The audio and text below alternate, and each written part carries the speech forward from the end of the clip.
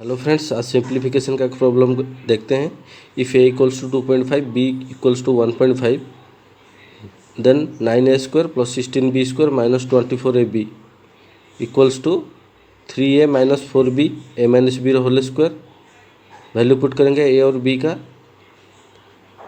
Simplify करते हैं। 7.5 minus 6 whole square that equals to 1.5 square. Answer आएगा 2.25।